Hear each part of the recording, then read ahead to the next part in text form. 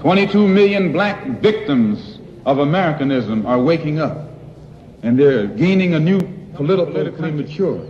And as they develop this political maturity, they're able to see the recent trends in these political elections. They see that the whites are so evenly divided that every time they vote, the race is so close they have to go back and count the votes all over again. And which means that any block, any minority that has a block of votes that stick together is in a strategic position. Either way you go, that's who gets it. You're in a position to determine who go to the White House and who stay in the doghouse. You're the one who has that power. You can keep Johnson in Washington, D.C., or you can send him back to his Texas cotton patch.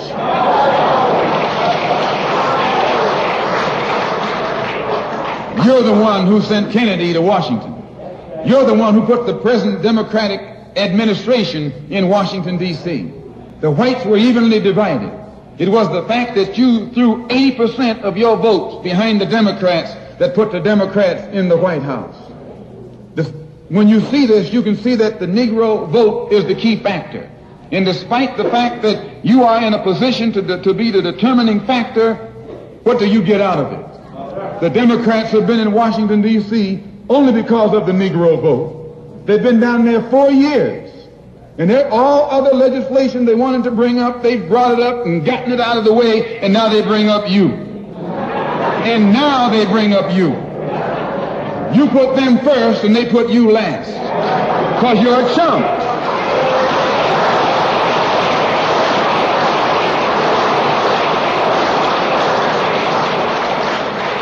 A political chump.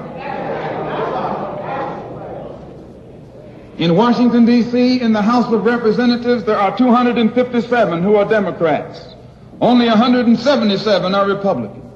In the Senate, there are 67 Democrats. Only 33 are Republicans. The party that you backed controls 2/3 of the House of Representatives and the Senate, and still they can't keep their promise to you because you're a chump.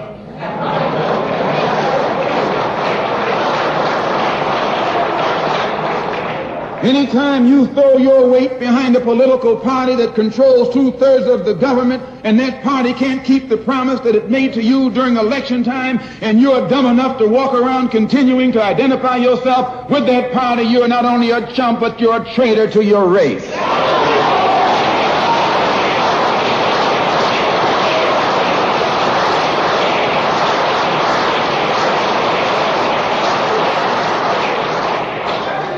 And what kind of alibi do they come up with? They try and pass the buck to the Dixiecrats. Now, back during the days when you were blind, deaf, and dumb, ignorant, politically immature, naturally you went along with that. But today, as your eyes come open and you develop political maturity, you're able to see and think for yourself. And you can see that a Dixiecrat is nothing but a Democrat in disguise. You look at the structure of the government that controls this country. It's controlled by 16 senatorial committees and 20 congressional committees. Of the 16 senatorial committees that run the government, 10 of them are in the hands of Southern segregationists. Of the 20 congressional committees that run the government, 12 of them are in the hands of Southern segregationists. And they're going to tell you and me that the South lost the war.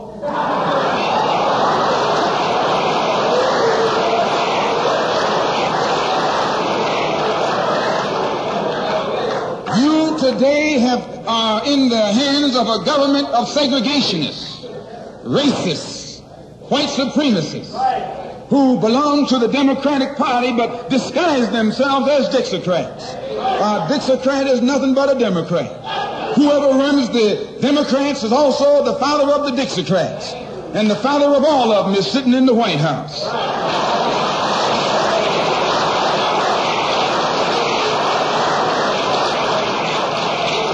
I say, and I say it again, you got a president who's nothing but a Southern segregationist.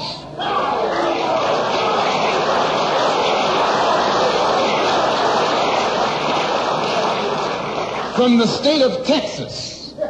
They'll lynch you in Texas as quick as they'll lynch you in Mississippi. Only in Texas, they lynch you with a Texas accent. In Mississippi, they lynch you with a Mississippi accent. And the first thing the cracker does when he comes in power, he takes all the Negro leaders and invites them for coffee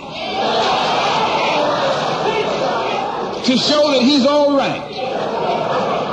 And those Uncle Toms can't pass up the coffee.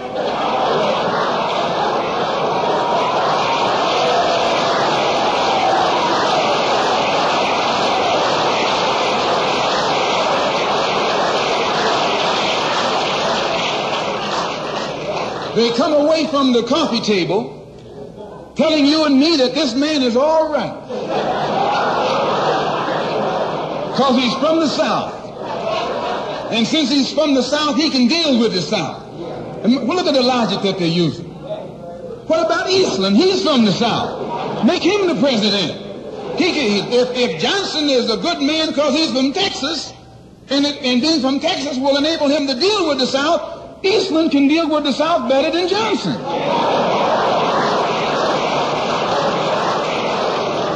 Oh, I say, you've been misled.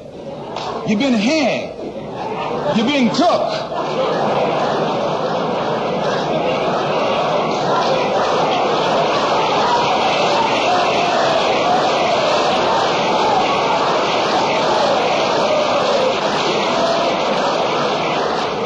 I was in Washington a couple of weeks ago while the senators were filibustering.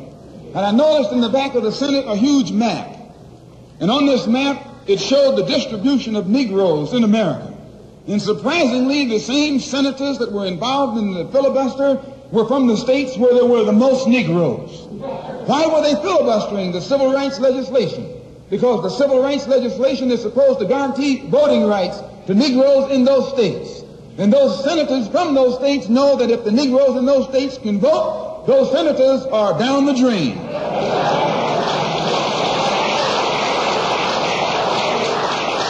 The representatives of those states go down the drain. And in the Constitution of this country, it has a stipulation wherein whenever the rights, the voting rights of people in a certain district are violated, then the representative who's from that particular district, according to the Constitution, is supposed to be expelled from the Congress. Now, if this particular aspect of the Constitution was enforced, why, you wouldn't have a cracker in Washington, D.C.